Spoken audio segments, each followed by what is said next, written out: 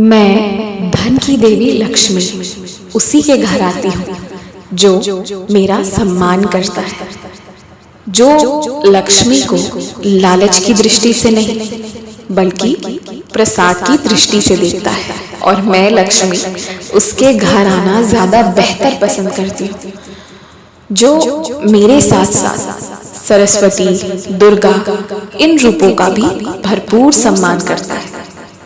मेरी आराधना इन दोनों शक्तियों की आराधना के बिना अधूरी ही है। अगर तुम चाहते हो कि मैं तुम्हारे जीवन में आऊं, तो तुम ये समझो कि मेरी सरस्वती और महाकाली के रूपों का भी तुम्हें सम्मान करना चाहिए और उसे अपने व्यवहार में लाना चाहिए। सरस्वती जैसे कि जो भी कर रहे हो उसका सही ज्ञान रखना, और महाकाली अपने परिवार, अपने समाज के लिए खड़े रहना, रक्षा करना और सच का साथ देना। जब तुम ये अपने व्यवहार में लेकर आओगे तो मैं तुम्हारे पास खुद ब खुद आ जाऊंगी। तुम्हें मेरे लिए अलग से कुछ करने की आवश्यकता नहीं पड़ेगी। और जो मैं तुम्हारी परीक्षा ले रही थी, जो मैं देखने की कोशिश कर रही थी कि अगर मैंने तुम्हें कुछ चीजें थोड़ी कम दी तब तुम कैसा व्यवहार करोगे, तो मैंने पाया कि तुमने मुझ पर भरोसा रखा।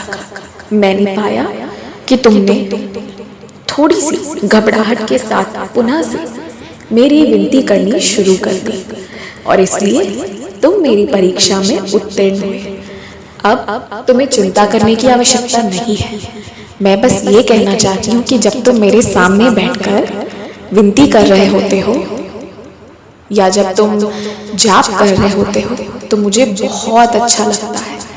तुम मंत्र नहीं भी पढ़ोगे ना तो भी तुम्हारे कर्मों के कारण मेरी कृपा तो होगी ही तुम पर, लेकिन जब उस दौरान तुम मेरे पास आकर बैठते हो तो मुझे बहुत अच्छा लगता है और इसलिए तुम अपने मंत्र और जप करना कभी छोड़ना मत। उसी बहाने थोड़ी देर मेरे समक्ष आ जाते हो।